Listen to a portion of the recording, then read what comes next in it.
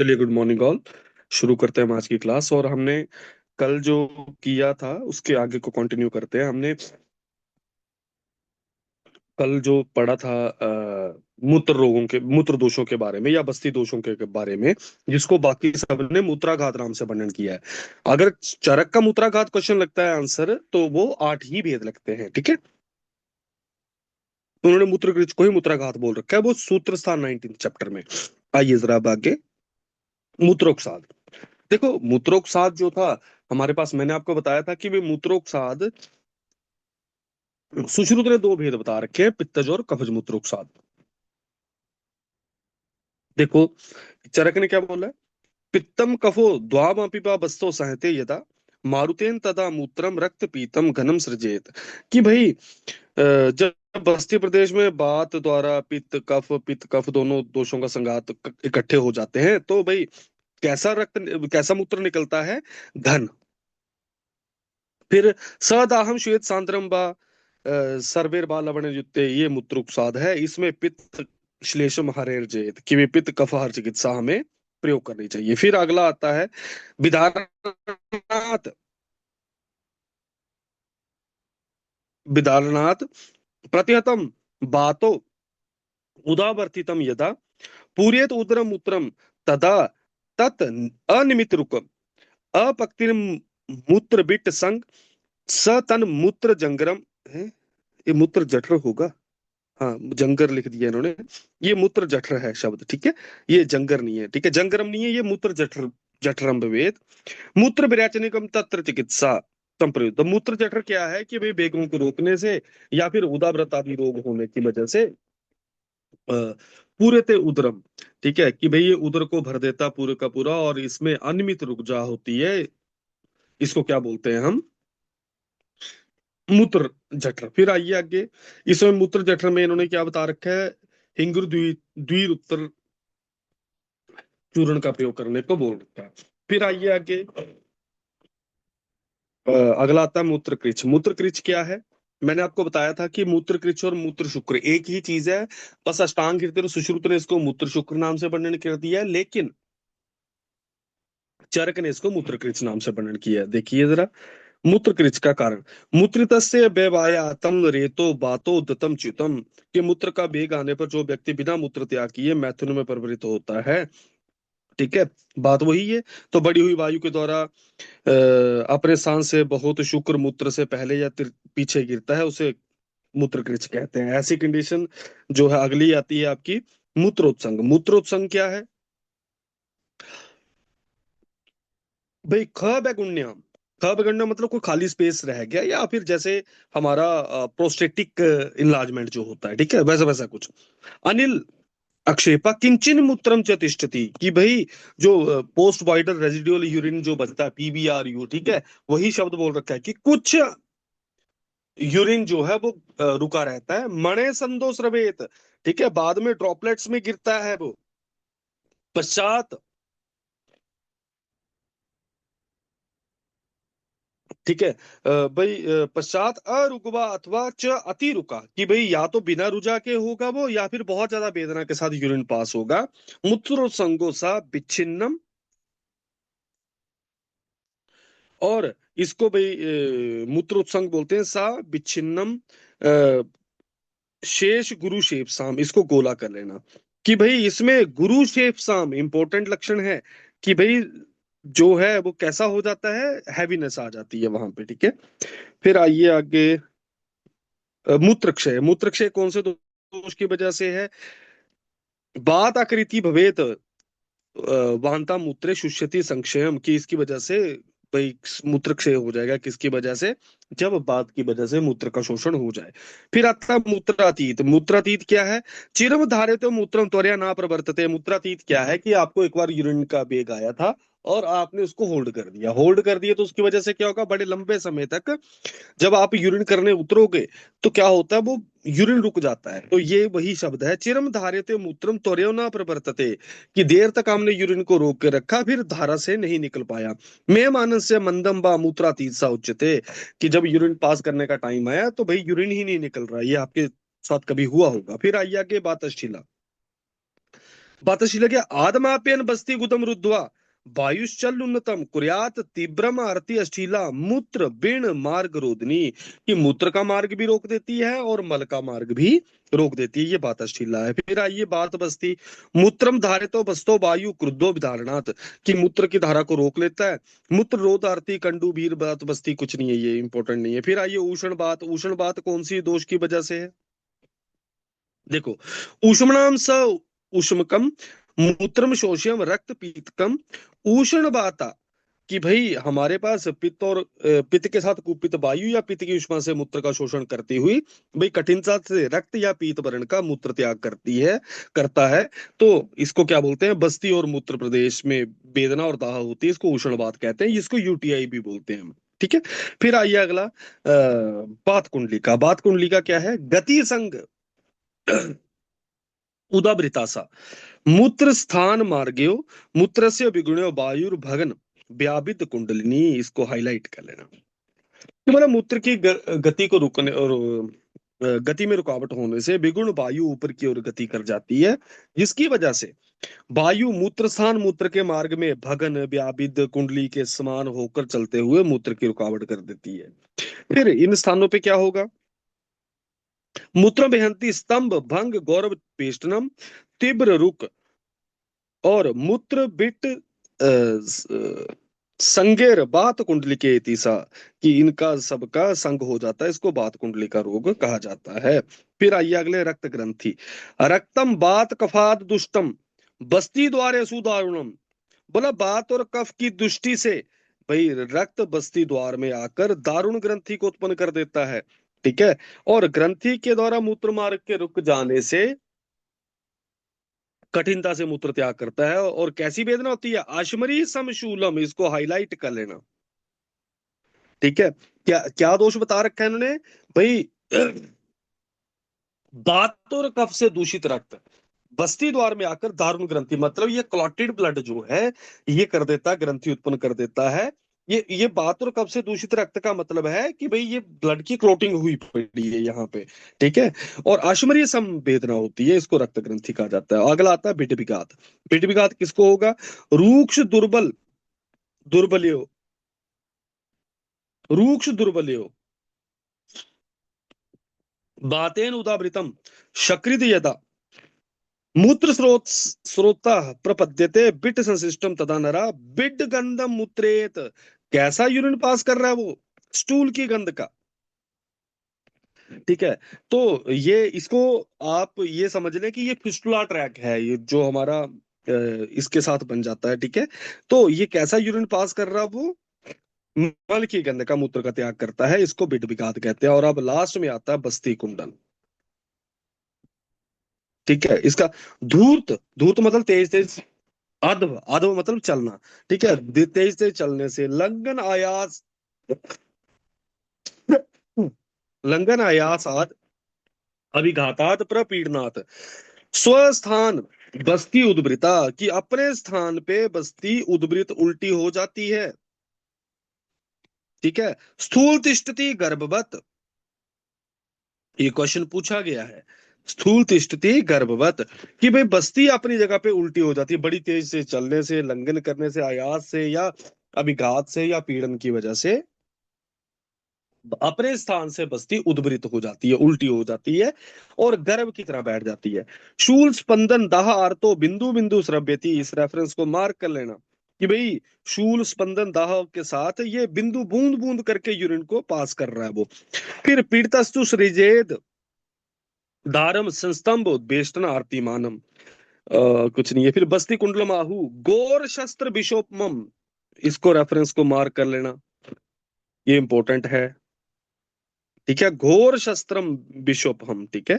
फिर आइए आगे, पवन प्रबलम प्रायो दुर्निर्वारम, ये फिर से मार्क कर लेना। अबुद्धि भी, कि जिसका दिमाग नहीं है उसके लिए तो ये दुर्निर्वार्य है। फिर आइए, मतलब दिमाग नहीं, अबुद्धि भी का कहना मतलब जिनको ज्ञान नहीं है। ठीक है। फिर तस्मिन पितान्विते दाशूल मूत्र विवरणता, अगर वाला पित्त का इन्वॉल्वमेंट हो जाएगा दाशूल के साथ मिलेगा लक्षण।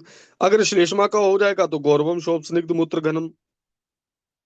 फिर श्लेषम रुद्ध रुद्ध बिलो बस्ती पित्तोदीर्णा ना सिद्ध्यति अविभ्रांत पिलह साध्यो ना तु या कुंडली कृता स्याद बस्तो कुंडली भूते हरिन मोह श्वास एव च। कि भाई इसको हम जो है बस्ती कुंडल बोलते हैं। फिर बस्ती कुंडल की चिकित्सा बता रखी है भाई, कैसी कैसी चिकित्सा करने को बोल रखा है, मूत्र कृच हरेर जेत, और बस्ती उत्तर बस्तियों का प्रयोग करो। फिर पुष्प नेत्रम, तो पुष्प नेत्र मतलब ये उत्तर बस्ती का नेत्र बता रखा है। किस किस से बनाना चाहिए, हेमम स्यात सुलक्षणम औत्र बस्तिकम, कि भाई सोने से बना होना चाहिए, सुलक्षण होना चाहिए, ठीक है। फिर जातीय आशवहन बृंतेन, आशवहन बृंतेन मतलब आपका जो आशोहन किसको बोलते हैं, पीत कनेर को बोलते हैं ना, आशोमार, ठीक है, उसके वृंत के समान होना चाहिए। गोपुछ संस्थिता, गाय की पूंछ की समान। रोप्यम्बा, दूसरा नंबर बताया है चांदी से।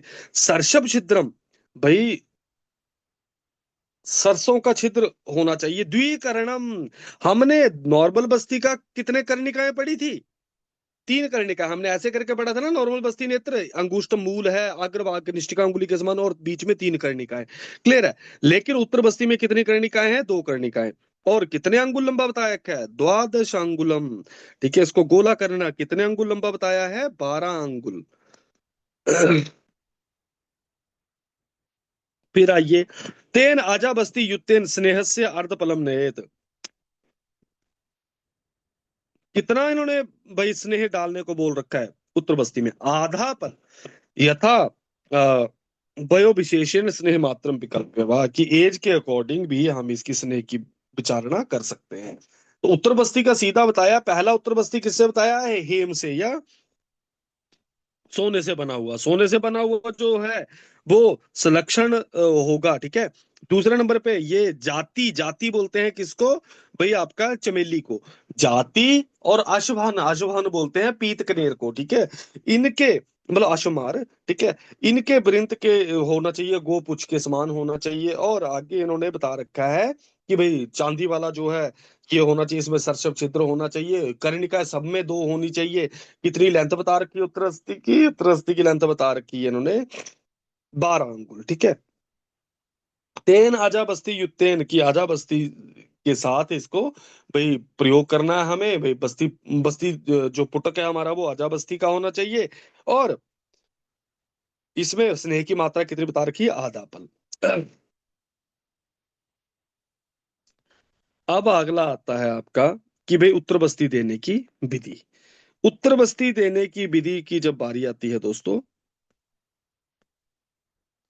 अच्छा, उत्तर बस्ती देने की विधि की जब बारी आती है, तो सबसे पहले उन्होंने क्या बता रखा है कि भाई एक नंबर, जो स्नान करने के बाद मांस रस या दूध के साथ भोजन कर चुका हो, फिर मल मूत्र का त्याग कर चुका हो, ठीक है। फिर ऐसे बंदे को जानू सम ऊंचे खाट पर उसको बैठा दिया, फिर भाई बिस्तर बिछा दिया, फिर सीधा सुखपुरों को बैठा हो ऐसे व्यक्ति को। भाई कैसे करके आपको इसको यूज करना है, उत्तर हरिष्ट मेट रे घृताक्त्या, भाई मेटर हर्ष करके इसको आपको उत्तर बस्ती का प्रयोग करना है, और घृताक्त करके मतलब जो बस्ती नेत्र है आपका, उसको भाई घृताक्त करके प्रयोग करना है। देखो अभी तो गाइड वायर का कॉन्सेप्ट तो अभी आया है ना, कि भाई आप किस कहीं पे भी जाना चाहते हैं, पहले गाइड वायर डालो, आप सेंटर लाइन डालो, चाहे आप कुछ भी करो, आप गाइड वायर के थ्रू ही चलते हैं पहले, है ना। तो इन्होंने पहले ही बता रखा है सुश्रुत ने, ये देखो, सॉरी चरक ने, शलाक्या अनभिक्ष्य गतिम यद्य अप्रतिहता वर्जेत, कि भाई आप एक छोटी सी पतली सी ट्यूब लो और उसको देखो कि गति उसकी बराबर है कि नहीं, ठीक है, कि भाई गति अप्रतिहत होनी चाहिए। फिर अब भाई जो हमारा पुष्प नेत्र है वो कितनी लेंथ का होना चाहिए, तथा सॉरी लेंथ तो हमने पढ़ रखी थी, कितनी लेंथ बता रखी है, 12 अंगुल की। लेकिन कितना प्रवेश कराना है, 6 शेफ प्रमाण, तथा शेफ प्रमाणेन पुष्प नेत्रम प्रवेशेत, कि शेप प्रमाण में ही उसको इंसर्ट करना है। मैं अब सुश्रुत में पढ़ाऊंगा, वहां 6 अंगुल लिख रखा है कि 6 अंगुल इंसर्ट करना है। फिर गुदवत मूत्र मार्गेण प्रणेद अनुसेविनम हिंस्याद, कि भाई अतिगतम बस्ती मुने स्नेहो न गच्छति, कि अगर भाई हमारे पास किसी तरीके से ये ज्यादा चलेगी तो भाई बस्ती में चोट लग सकती है। बस ऊने ऊने मतलब अगर हमारा बस्ती नेत्र कम गया है, स्नेहो न गच्छति, स्नेह नहीं पहुंच पाएगा अंदर अच्छी तरीके से। सुखम प्रपीड्य निष्कंपम निष्कर्षेण नेत्रमेव च, कि सुख पूर्वक हमें इसको पीड़न करना चाहिए, बड़ा फोर्सफुल नहीं करना है। ठीक है, इस तरीके से इन्होंने प्रयोग करने को बोल रखा है। ये आपका कि भाई इसको हमें क्या करना है, इस तरीके से हमें उत्तर बस्ती का प्रयोग करना है। अब प्रत्यागते द्वितीयम व तृतीयम च प्रतापेत, कि अगर दूसरे दिन बस्ती ना आए तो हमें उपेक्षा कर देनी चाहिए, लेकिन अगर अनागत हो जाए तो हमें रजनी व्यवसित की रात निकाल के अगली रात को पिपल्यादि बत्ती का प्रयोग करना है। वेरी वेरी वेरी इंपॉर्टेंट, कौन सी बत्ती का प्रयोग करने को बोल रखा है? पिपल्यादि बत्ती। अब पिपल्यादि बत्ती के कुछ डायमेंशंस हैं, देखो, अग्रे तू सर्षपाकारम, पश्चात पश्चार्धे मांस संहिता, कि भाई इनका आगे का भाग जो है वो सरसों के आकार का है और पीछे का भाग उड़द के समान है। फिर नेत्र दीर्घाम, कि ये बर्ती जो है इसके नेत्र की लंबाई के समान लंबी होनी चाहिए। तो कितनी लंबी होनी चाहिए? जितना हमारा बस्ती नेत्र है जो प्रवेश कर रखा था।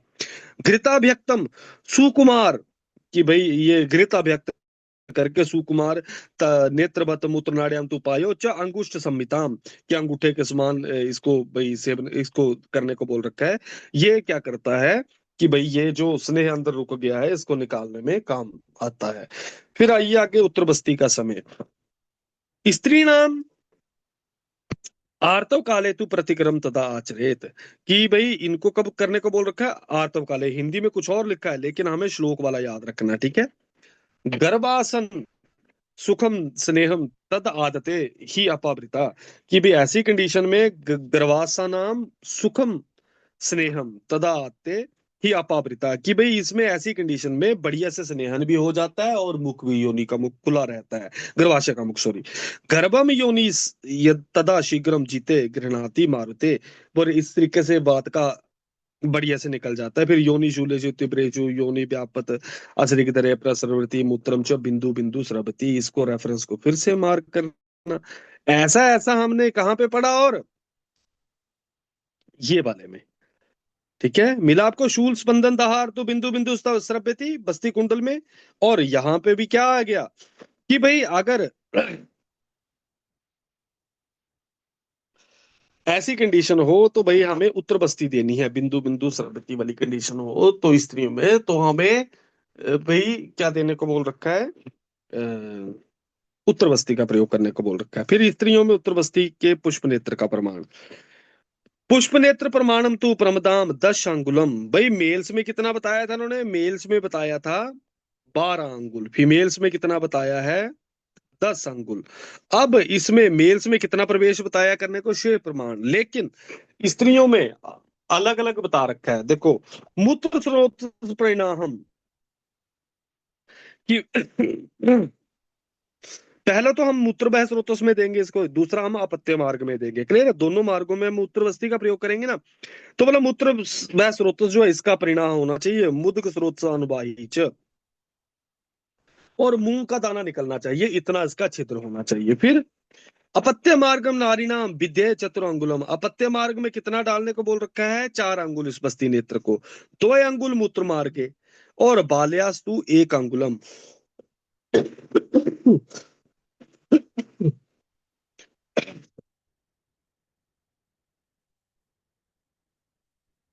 बस्ती नेत्र की, फीमेल की बस्ती नेत्र की लेंथ कितनी थी? 10 अंगुल। अब इसमें अपत्य मार्ग मतलब रिप्रोडक्टिव उस ट्रैक में हमें डालना है, तो हम कितना अंगुल डालेंगे? 4 अंगुल। क्लियर है? और मूत्र मार्ग में ये नॉर्मल अडल्ट को है, ये नॉर्मल अडल्ट को है, ठीक है।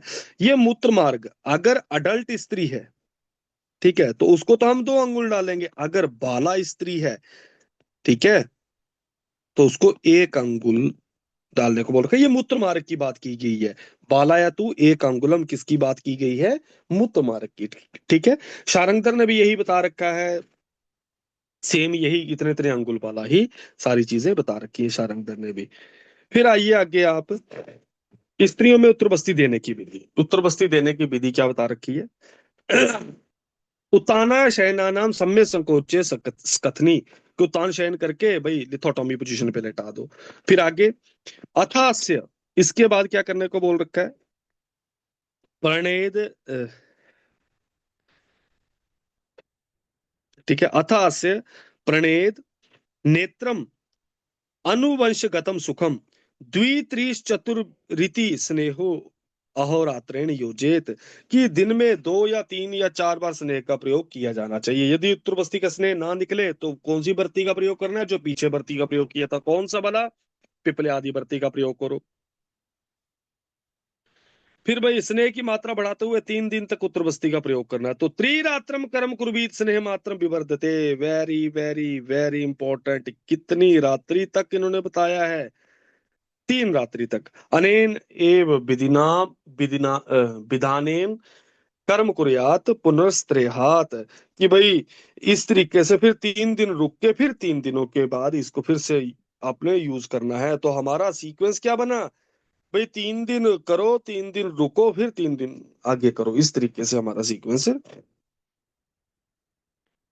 बनता है। फिर अतः शिरो विकाराणाम कश्चित भेदा प्रवक्षते, अब बस्ती रोगों के बाद सिर में होने वाले कुछ रोगों का भेदों का यहाँ बताया जा रहा है।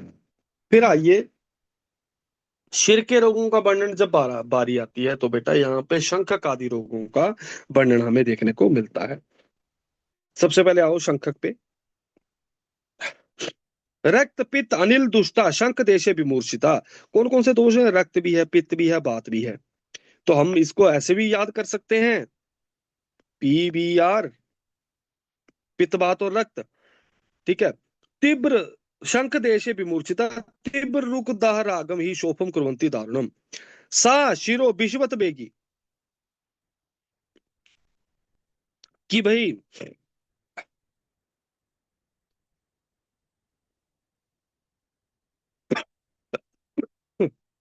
सा शिरो विश्वत बेगी, कि भाई किसके समान बेग वाला है बेटा? ये बहुत इंपॉर्टेंट है। निरुद्ध आशु गलम तथा, और त्रिरात्रम जीवितम हंति, वेरी वेरी वेरी इंपॉर्टेंट। ठीक है। त्रिरात्रम जीवितम हंति, ऐसा त्रिरात्रम जीवितम परम, परम लिखा होगा, ऐसा श्लोक होगा ना। त्रिरात्रम जीवितम परम, परम किस में मिलेगा हमें? ये मिलेगा रोहिणी में। ये भी चरक ने बताया है, सूत्र स्थान उन 18वें चैप्टर में। ये परम र वाला है तो रोहिणी में है, और हंती वाला किस में है? शंखक में है। ठीक है।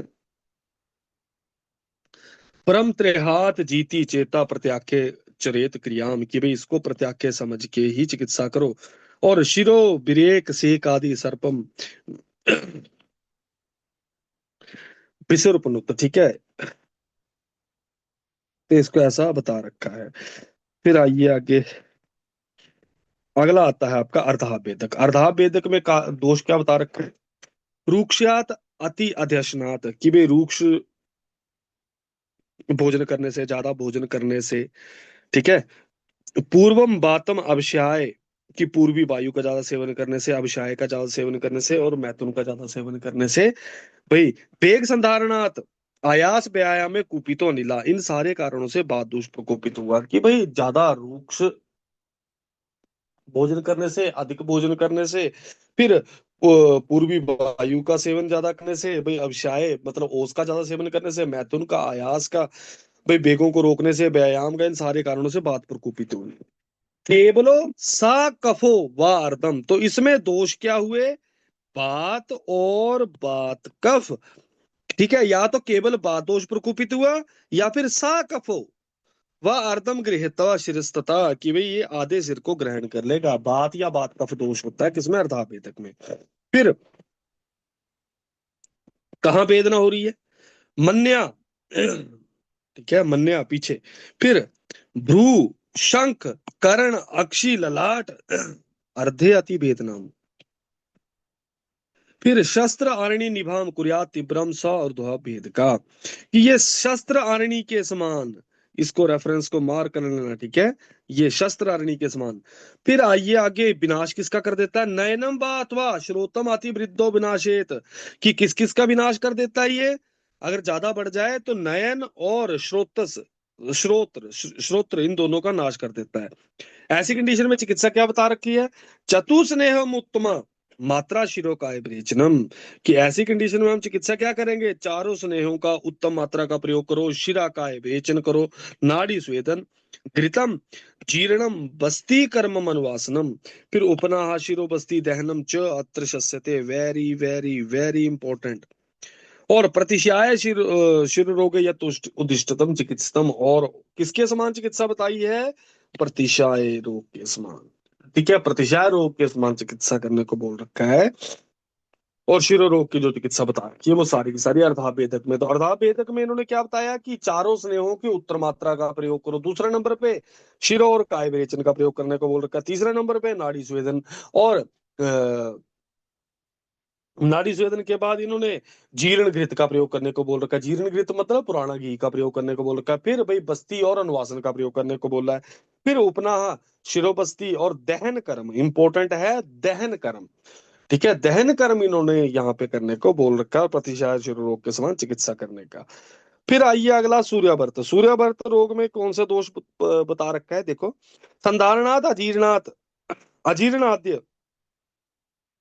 मस्तिष्कम मस्तिष्कम रक्त मारुता, कि भाई बात और रक्त की दृष्टि हो जाती है, जिसकी वजह से क्या होता है,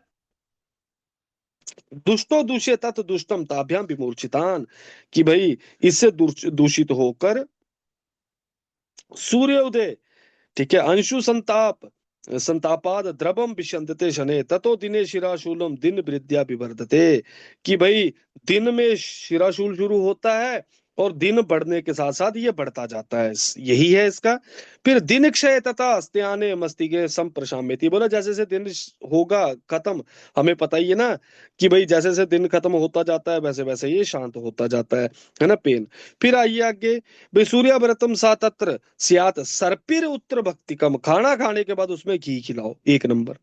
शिरा काय बिरेको चा मूर्धना त्रिस्नेह धारणम, सिर के ऊपर भाई त्रिस्नेह धारण करने को बोल रखा है। फिर आइए आगे, मतलब शिरोवस्ती का प्रयोग करना, फिर जांगले उपनाहेश्च घृत क्षीरेश्च सेंचनम, फिर बरही तित्र इनके साथ तित्र लाभ आदि श्रित क्षीरोत्थितम घृतम श्यान नाभनम जीवनीय क्षीर अष्टगुण साधितम, कि जीवनीय गण के से सिद्ध घृत के से इन्होंने नस्य करने को बोल रखा है, ठीक है।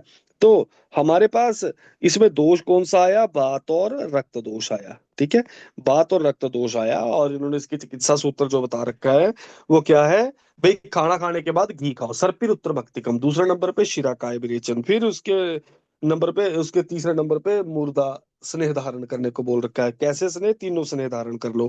फिर जांगुल उपना खाने के लिए बता रखा है, और लास्ट में इन्होंने नस्य के लिए जीवनीय गणों का नस्य प्रयोग करने को बोल रखा है। फिर आइए लास्ट में अनंत बात। अब जब अनंत बात की बारी आती है, ठीक है, अनंतवाद की बारी आती है, तो देखो किस कारण से हो रहा है, देखो, उपवास अतिशोक, उपवास अतिशोक अतिरूक्ष शीत अल्प भोजने दुष्टा दोषास्त्रयो मन्या पश्चात घाटासु वेदनम, कि भाई मन्या में और भाई घाटासु मतलब बिल्कुल नेप ऑफ द नेक, ठीक है, यहाँ पे वेदना हो रही है, तिब्रा कुर्वंती सा च अक्षी भ्रू शंख अवतिष्ठते, कहाँ पे आके बैठ जाएगी ये, अक्षी में भी भ्रू में भी शंख में आके बैठ जाएगी। स्पंदनम गंड पार्श्वस्य नेत्र रोगम हनुग्रहम, हनुग्रह ये क्वेश्चन पूछा गया था, हनुग्रह लक्षण किसमें मिलता है, हमारा अनंतवात में। सो अनंत बातस्तम हन्यात सिरा अर्क वर्तनाशने, कि भाई हमें क्या किसके समान चिकित्सा करना है, भाई एक तो सिरा मोक्षण मतलब क्या बोलते हैं, रक्त मोक्षण करना है। ठीक है, सिरा भेदन। और अर्क वर्त नाशने मतलब सूर्यावर्त नाशन चिकित्सा करने को बोल रखी है। फिर बात रुक्षादि भी क्रुद्धा शिरा कंप उदीरेत तत्र अमृता, इन सारे द्रव्यों से स्नेहन स्वेद आदि बात अग्नम शस्तम नस्यम च तर्पणम, कि ऐसे में नस्य का प्रयोग करो जो वही तर्पण भी करने वाला हो। तो अनंत बात में हमारी बातें ही अनंत हैं, क्यों भाई? पहले मन्या में दर्द होगी, दोष पहुंचेंगे, फिर उसके बाद ये त्रिदोष की वजह से है, ठीक है, बात पित्त कफ की वजह से है।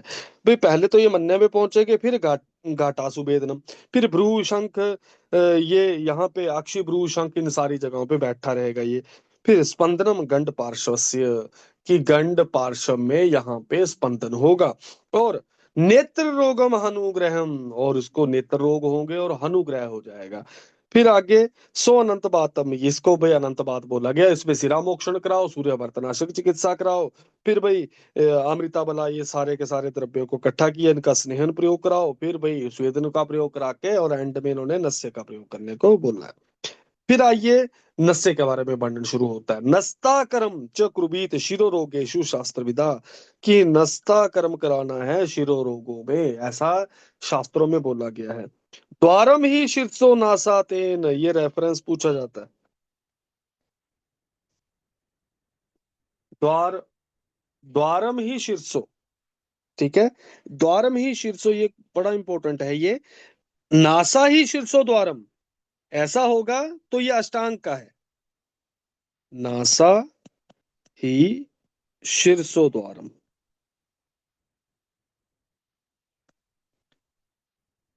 ठीक है, ये भागवत ने बोल रखा है। भाई द्वारम ही शीर्षो नासा, ये चरक का है, पुट्ठी लाइन बोलनी है ना। फिर नस्य कर्म के पांच भेद।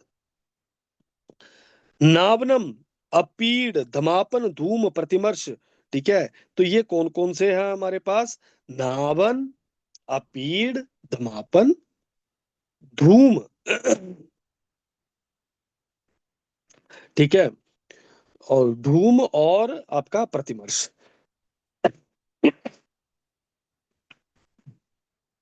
ठीक है। तो आपको इसको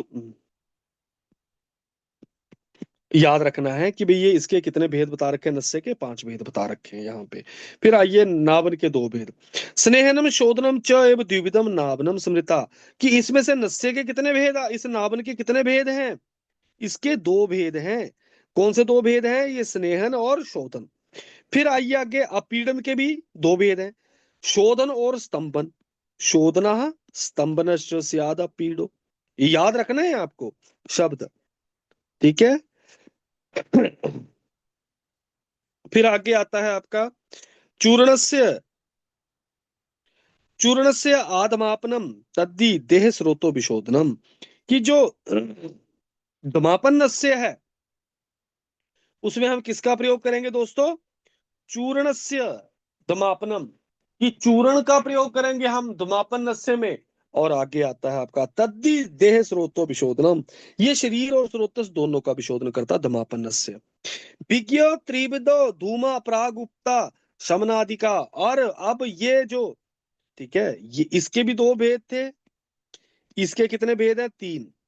कौन से तीन भेद हैं? देखो, त्रिविदो, प्रागुक्ता शमनादि का, ठीक है, प्रतिमर्शो भवेत स्नेहो निर्दोषा उभयार्थ कृता, वेरी वेरी वेरी इंपॉर्टेंट। प्रतिमर्श जो नस्य है, इसमें स्नेह निर्दोष और उभयार्थ को करने वाला है। उभयार्थ को करने वाला है वो कौन सा है आपका? आपका वो है प्रतिमर्श नस्य, ठीक है। एवं रेचनम कर्मम तर्पणम शमनम त्रिधा, और इसको एंड में इन्होंने रेचन, तर्पण और शमन, ये तीन भेद और बता दिए, ठीक है। तो यहाँ पे नस्य के चरक ने तीन, और तीन भेद कौन से हैं? रेचन, तर्पण और शमन, ठीक है। और पांच भेद कौन से हैं? नाद, धूम, प्रति, मतलब नावन, भाई आपका जो है अपीड, दमापन, धूम और प्रतिमर्श नस्य। तो ठीक है, सवेरे ट्रालियां तो। अच्छा, फिर आओ आगे। आप तो इशारा आया उच्चार से सुंदर है बोना दे इतनी आई ले इतनी बैठी है ये इतनी नहीं भैया ना इतनी बैठी दोनों नहीं भैया। अच्छा फिर आगे आता है आपका कहाँ पे गया अब अब ये है हमारा कि भाई ये हमारे नस्से के पांच भेद तीन और पांच भेद आ गए फिर आगे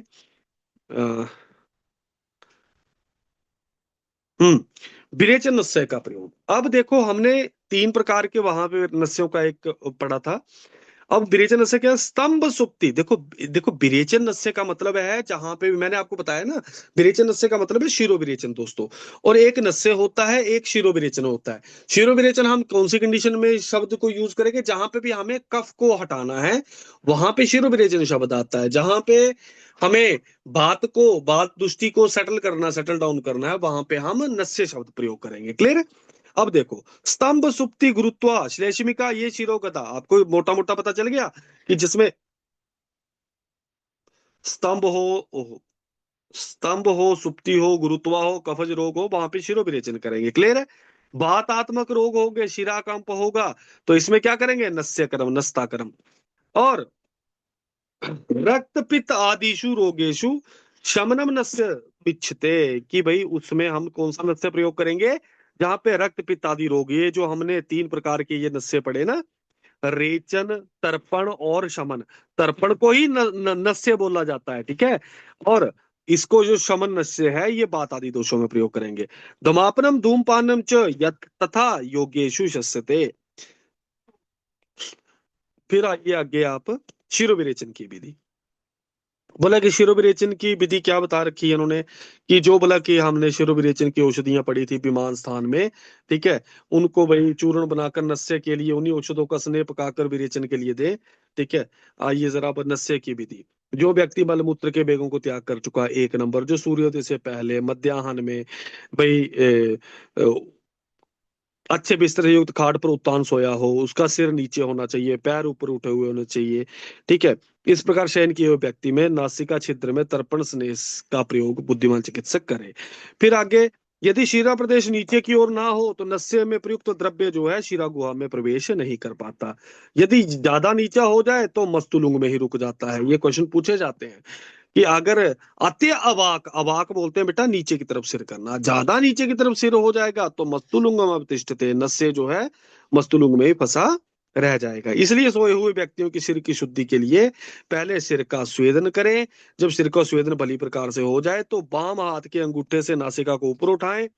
दाहिनी हाथ से भाई हमने पिचू पुचू बना के इसके नाक के छिद्र में इसको स्नेह से डालने को बोल रखा है।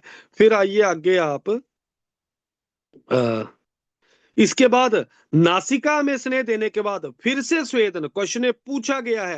हालांकि अब हमने सुश्रुत पढ़ेंगे जब कल से या परसों से जब भी परसों चौथ से आएगी। कृतेज स्वेदे कि भाई फिर से स्वेदन करने को बोल रखा है नस्य के बाद। तम स्नेहनम श्लेषणम साकम तथा स्नेहो नातिष्ठति इसकी वजह से भाई नस्य देने के बाद हमें फिर से स्वेदन करना है ताकि कफ के बार बार कफ के साथ उस स्नेह को निकालने का प्रयास करें। इस प्रकार बार बार कफ से निकालने से स्नेह मस्तिष्क में नहीं रुक नहीं पाता और बाहर निकल आता है। फिर आइए धूमपान का प्रयोग। धूमपान क्या चीज है? धूमपान चीज है आपकी कि भाई नस्य क्रिया में स्वेदन करने से उत्क्लेशित कफ को स्नेहन करने करके स्नेह में रहने वाले स्वाभाविक शीतल गुण के कारण वह कफ पुनः सिर में जम जाता है। तो भाई धूमपान जो है वो दो ही प्रोसीजर के बाद करते हैं। मैंने आपको बताया वन में जो पीछा कोई है इतनी खड़ो ही है। वन में धूमपान ब से बमन न से नस्य इनके पश्चात धूमपान करते हैं। ठीक है। वन में धूमपान करते हैं। ठीक है।